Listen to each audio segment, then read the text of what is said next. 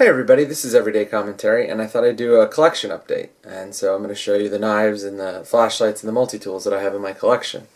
I'm going to start with my newest knife, the knife I just received, which is this.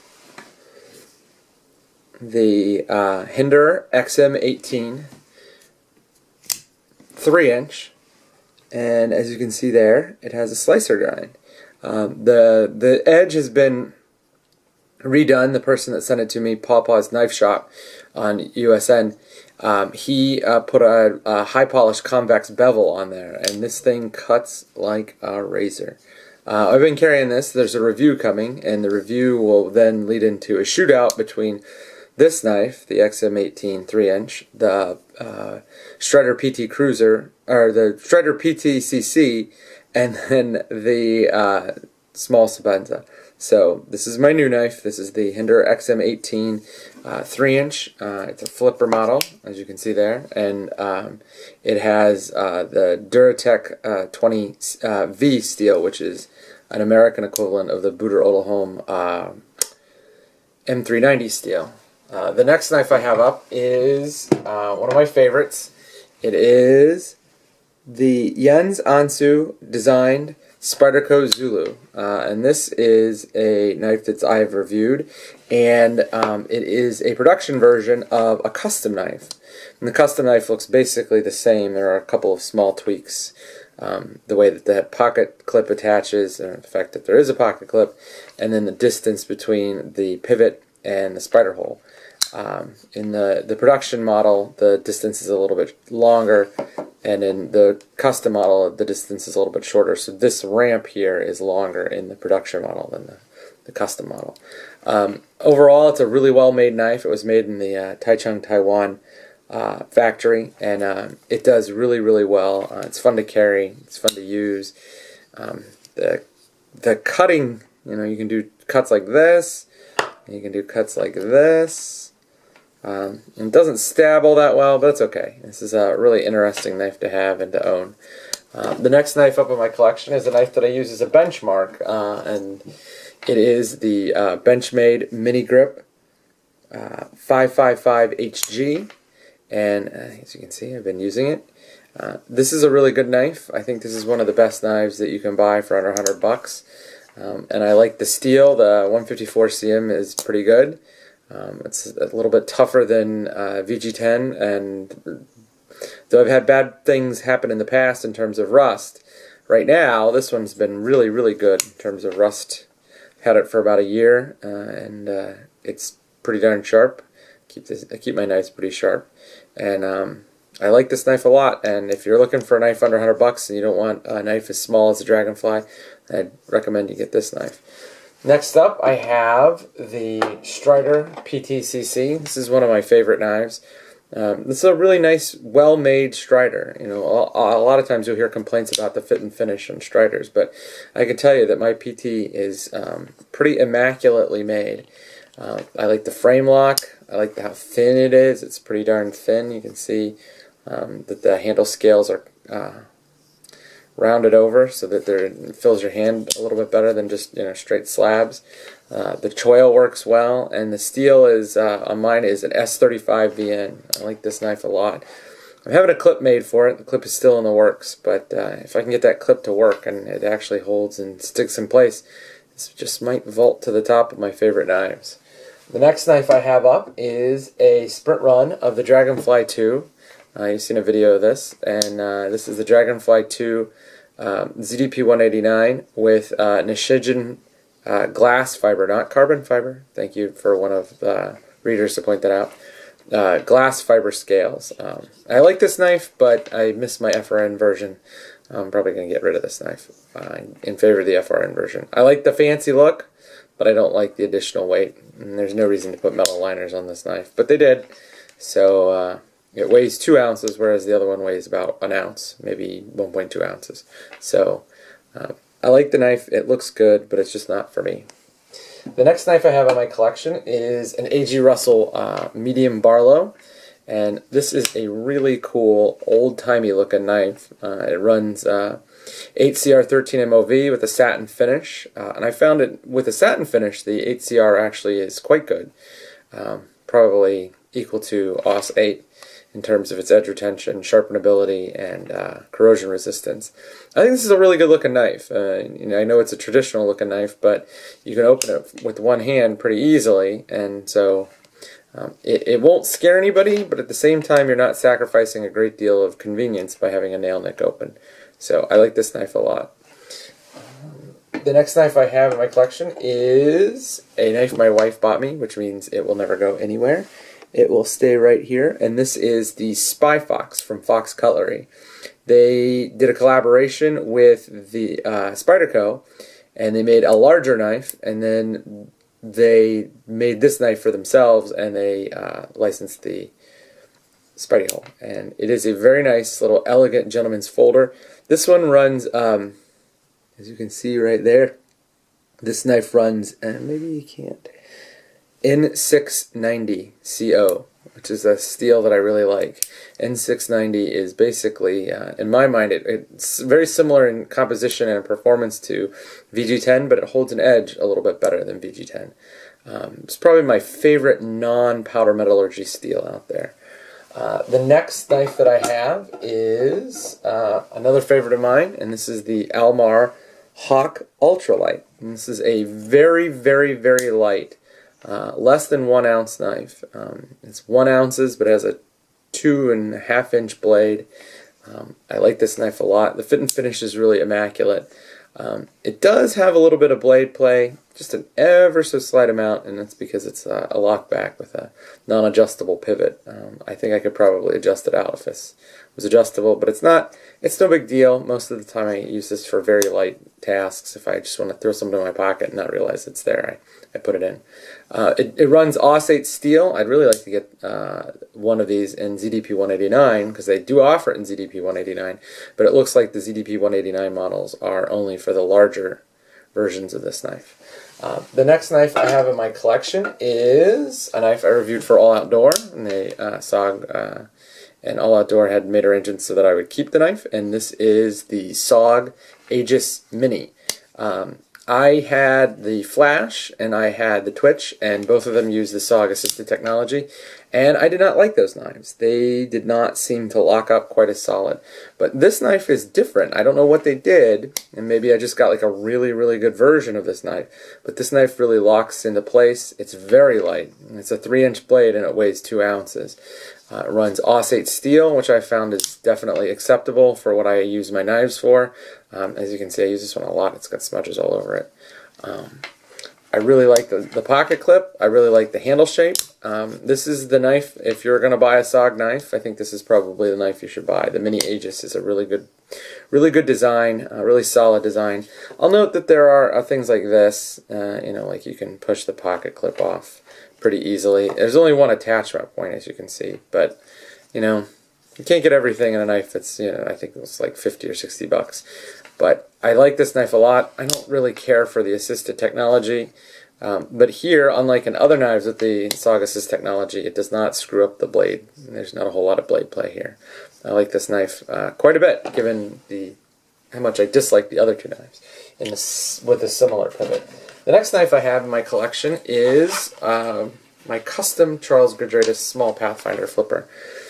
This is a really elegant, nice sized custom knife.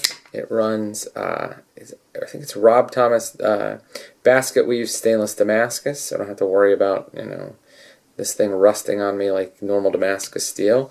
The bolsters are titanium bronze anodized. The liners are titanium bronze anodized, and the pocket clip is titanium bronze anodized. And then the white portion is linen micarta, and then there is a small carbon fiber backspacer with a pattern in it that is very similar to the pattern in the Damascus. And there you can see the maker's mark. This is one of my favorite knives. I don't use it a lot because it's just really too beautiful to go bang up, but I do carry it. I mean, you can see that there are some marks and scratches on the bolsters. It has gone to work with me. It has gone to, you know, in my pocket on the weekend, so I do use it. It's just I don't use it as much as my other knives. And it came with a nice little tiny case. So Let's see. Let's turn to flashlights. So the first flashlight that I'm going to show you in my collection is this flashlight. And this tiny little bullet-shaped flashlight is the Steve Koo 40DD. And it was a custom run prior to the production run of the Quantum D and the Quantum D2. This is a nice little light. It runs a really good emitter, nice warm glow emitter, and the QTC here is just amazing. I mean, you can get it to lock in on really low lows, and it's not finicky at all. I would have to say that this light does QTC better than any light I've ever seen. I do have blue tritium inserts in the tail, and it's running a very warm emitter. It runs an incredibly small battery, but you have to when you have a light this small. The next light in my collection is probably my favorite light of all time, and it is this light. And it is the Moosh Aeon Mark II. And as you can see, 1, 2, 3. All with one twisting motion. It runs a high Cree Nichia 219 emitter. The max output is around 115 lumens. The min output is right, I think it's like 8 lumens, 7 lumens, something like that, right under 10 lumens. I like this light a lot. It runs on a CR2 battery, and it runs and runs and runs and runs and runs forever. The next light in my collection is the light I use as a benchmark, and it is the Peakider. The Peakider here has a silver head and a black body, and you can only get this from overready.com. It also has a Prometheus pocket clip, which I got from Prometheus, and then the final thing that it has is this plunger, which acts as a momentary on. And there you can see you can get a little bit of light, a lot of light, and boom, punch it. It runs on a single AAA battery. I have in here right now a lithium-ion AAA battery, and it is not quite as stable as the QTC in the 40DD, but it's pretty good. I like it a lot. It's very slim. The pocket clip works extremely well. If you're going to spend under $100 on a light, I would get this exact setup.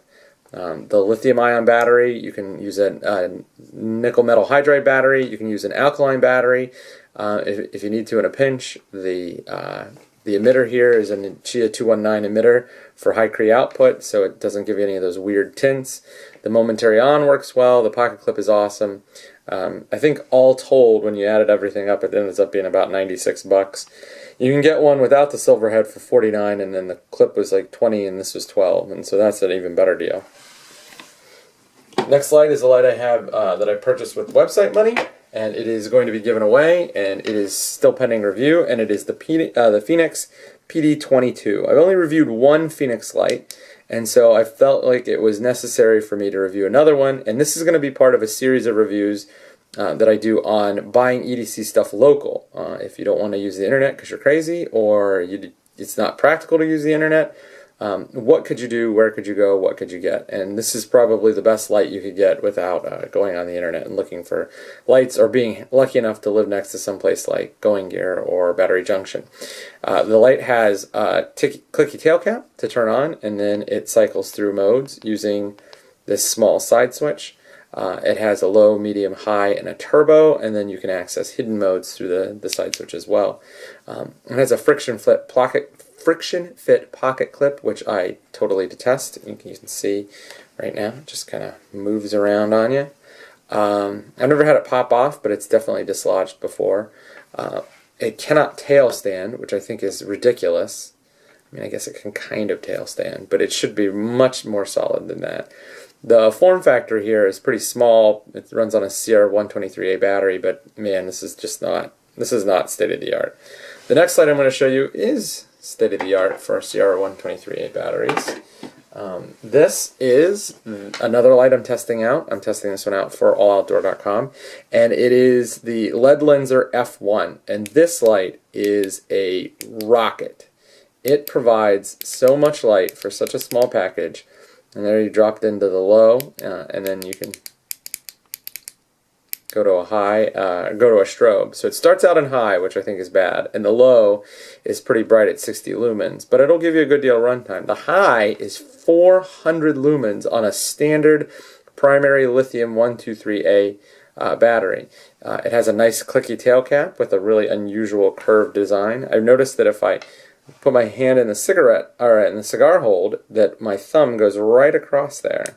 So that's just a brilliant piece of design. The fit and finish on this thing is immaculate. It is gorgeous. I wish the clip touched here, but I can fix that. It is, you can screw the head off and put on a tactical bezel, which I think is a waste of time, but they include it in the package. It will shine light out, but it won't really, well, I guess it kind of does stand on its head, but it's not stable. It will, however, stand like a champ in a tail stand mode. It has this tapered center portion that allows for good cigar grip, and then it has this hex ring here that will make it very difficult for the light to roll away. There's a significant amount of heat sinking here, which is necessary given how hard they're driving the emitter. And finally here is the really cool thing. It is a total internal reflector. There is absolutely no reflector or total internal reflection lens. There is no metallic reflector here. The beam is collimated through use of optics alone with no reflector. And lead lenser has always been known for good optics, and this light is no different. They really knocked it out of the park here. Even my wife, who is tolerant but not fascinated with my flashlight addiction, noted that the beam was really, really nice, and it is just beautiful. So I got this light 2 days ago, and I'm still working on it and trying to figure out whether I really like it or I love it. I don't like the user interface. I wish it had a lower low, but in terms of form factor, this thing is outstanding. It's just beautifully finished. The next light I have is probably one of the nicest lights human beings have ever made, and it is this, the McGees Haiku, and here's the McGees MCluckie, and there's the beam, and it can stand down and it radiates light because there's small scallops in the bezel. It tail stands like a champ because Don McLeish knows what you use your lights for. It has one of the best pocket clips ever made, and it has the most beautiful beam pattern I've ever seen. It's really hard to show a beam pattern on a video like this, but man, is this thing gorgeous. It's an all titanium body. It runs on a CR123A battery. I have a rechargeable lithium ion in there now, and mine came with an XPG emitter, which is fine with me, and it outputs at like 140 lumens, but I'm telling you, the beam pattern and the way that the beam is collimated by the reflector, it's just perfect. It definitely punches above its weight in terms of lumens. The next light that I have in my collection is my sort of the big bopper of my flashlight collection, and it is the TX25C2 from Eagletac. It runs on a 18650 battery, and it has a very nice, easy user interface. There is no clicky at the back. The clicky is here on the side, and so you can activate it, and that's almost 1,000 lumens. Then it drops down to 300, and then it drops way down to like 8 or 10 lumens. The pocket clip is a washer style pocket clip, just like the one on the F1. You unscrew this, and then there's a lockdown ring. You unscrew that, and then it just floats around. It has like a washer that goes around here. And when you lock everything down, this thing is rock solid. It's not a giant light, but it really does have. It has a much bigger head than most lights that I usually have, and it is significantly brighter because it has it runs on an XML emitter, and it runs on the 18650 battery, which just gives it a ton of punch. The beam is a pretty nice beam, and the head is really nice and big, and the reflector is perfectly smooth. It's a smooth reflector, so there's no orange peeling. Despite that, there's not a whole lot of artifacts here. You can access the hidden modes by rotating the head. The next thing that I want to show you is a series of multi-tools. This is a multi-tool that is coming up for review on the website. It is the JRP Toucan, and unfortunately, it is not the custom version. It is the Boker version, and as you can see, the edge is junk. It is the worst ground edge I have ever seen on any product I have ever used, whether it's a kitchen knife, a pair of scissors, It is just garbage. It is 100% total garbage. But the design itself is so solid, and this little sheath is so perfect that even though the edge is garbage and it's 440C steel, which is good but not great, I still really like it. I'm probably going to try to track down a custom because I like this so much. I just cannot abide Boker's fit and finish. They are the... I think Boker is German for Gerber. Stink. The next thing I have is a custom modified Swiss Army knife, a Victorinox Rambler with a pocket clip. I love this little tool. It has a tritium insert. It has titanium scales on the front, titanium scales on the back. I've carried this thing a ton. The only issue is the gentleman who made it has essentially disappeared from the internet, and it seems like he disappeared with some people's money, which is really awful. So I like this little tool a lot. This is one of my favorite pocket clips. It's so low profile and so nice and smooth in and out of the pocket. Perfect tension. It's just a shame that people can't get these anymore. This is a great little tool. The next thing that I have is a Leatherman Squirt PS4. And this is a tool that I got for Father's Day, the first year that my son was born. And it's a great little multi-tool. It is one of my favorite keychain tools. And it has both pliers and scissors and knife blade, which is super, super helpful in a keychain tool because you're going to use the scissors a lot, you're going to use the knife blade a lot. You might use the pliers. So you should have both the pliers and the scissors though. The next tool that I'm going to show you is my favorite in terms of performance, but obviously that one has that Leatherman Squirt has sentimental value. In terms of performance and tool selection, I have to say that if you can get a Gerber dime with good fit and finish, you have scored an absolute gem. This thing is awesome. The scissors are really good. The bottle opener is really good. I mean, look at this. They did things that they didn't need to do. They could have just put a standard blade on here, but they gave you a little bit of a belly and like a reverse tanto. It's a really good blade shape. It works well. And here is the thing that sets this thing apart from every other keychain multi-tool. It is that. The clam cutter. This is a clamshell cutter. You lay it flat against the cardboard backing, you just roll it around the edge of the cardboard, and this tip penetrates in, and then the shape of this little edged portion pushes the material towards the middle, and it gets cut. It cuts flawlessly. This thing really, really works. I love, love, love the clamshell cutter, and every multi-tool should have one. Every single multi-tool should have one.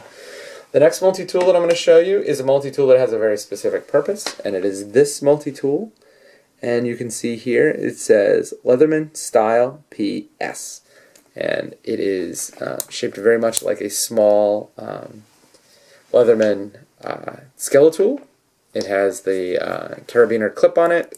It has a little set of tweezers. It has a little driver there, and it has a pair of scissors here and a pair of pliers here.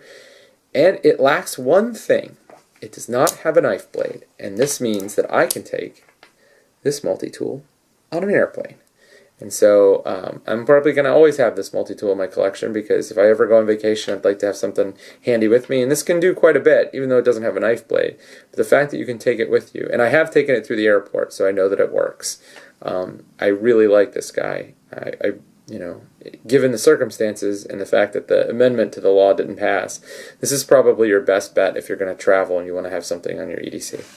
The next thing that I am going to show you is one of my favorite all-time tools, and this is the Swiss Army knife Victorinox Alox Cadet. It has a really nice standard Victorinox blade shape. It has a 3D or a 2D Phillips driver with a little bit of a file. It has a can opener with a small driver. You can use this also as a bottle opener if you want, and it'll pierce the cap. And then here's a regular bottle opener with a little bit of a wire stripper and a larger flathead driver. All of this is $23, and it's that thick. By the way, I crushed my finger, so that's what that is. A little blood blister under my fingernail, sorry. It's a great little multi-tool. This coating, or this material, just sucks up damage. I love, love, love this guy. The next thing that I have in my collection is probably my most frequently used item, and it is this, the Leatherman Skeletool CX. I wish they would put that logo the other way, because you never rested this thing that way, but whatever. It has a 154 cm blade, and this one is an old one, as you can tell, because unlike the new ones, the ones they've sold for the last 5 years, when this first came out, they had the serrated edge on the high-end version. So this is an older, much older model than what's out there now. And I actually do like the serrated edge on this one. I don't normally like serrated edges, but I do so many different kinds of cutting tasks with this, because this is the tool I carry when I'm doing like home improvements, that, you know, having two different ways to cut is helpful. I like the pocket clip. I like the carabiner clip. The drivers are okay. The only thing I don't like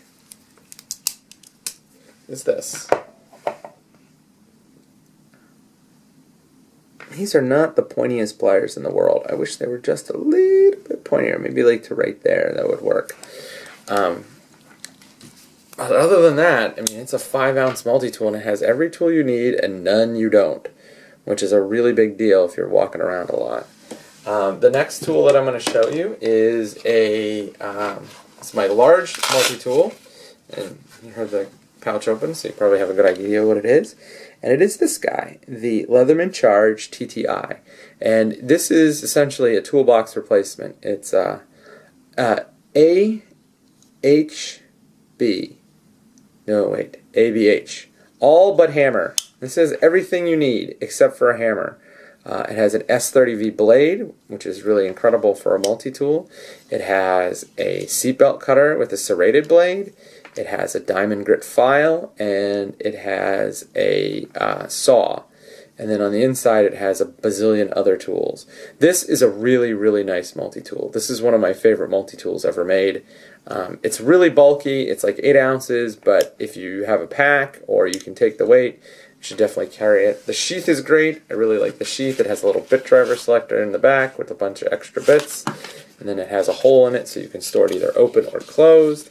It has stuff on the side to add like a fire steel here, and I don't know what else over here, maybe the bit extender. This is a great little multi-tool, and it's a great little setup in this pouch.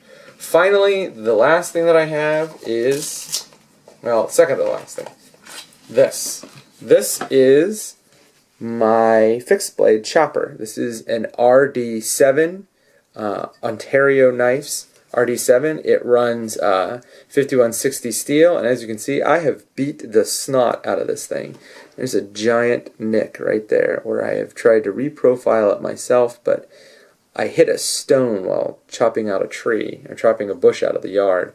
There was really nothing else that could do the chopping. Like, for whatever reason, the angle was too steep next to the house for me to get a shovel in there, and this could work, so I accidentally hit a stone. But whatever. I mean, it's supposed to be beat up because it's a chopper, and if you have a chopper and it's not beat up, then you should give it to somebody who will use it.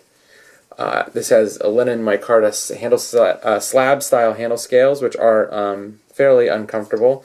I'm looking to upgrade this knife. I don't use choppers a lot, but the steel has not been what I expected. I mean, it's much chippier than I thought. I mean, you can see there are a couple other chips still along the edge. And, like, I have used it. I'm not saying that I haven't used it, but other than hitting a rock, I've never really had an instance in which I thought the use was inappropriate. So it's one of those things where it's like, I don't use it a lot, so I'm not like rushing to get an upgrade, but I would like something a little better. I'm probably going to get either a Cold Steel or a Bark River. I don't want to spend a ton. I don't want to, I mean, I'll probably eventually someday get a Bussy, but I don't feel like spending $600 on a Battle Mistress for a knife that I use every once in a while. If I move and I live in a more rural setting, I'd probably pay for the upgrade. But as it is right now, I'll just stick with this. And it comes with the worst sheath known to man. If the sheath was a sock, it would be just as high-performing. The final piece that I have in my collection is probably my most important piece. It is also the oldest thing I own in terms of EDC stuff, and it is this. And there we go. This is a 1930s case mini trapper. There is the Wharncliffe blade, and it is a worn Wharncliffe blade.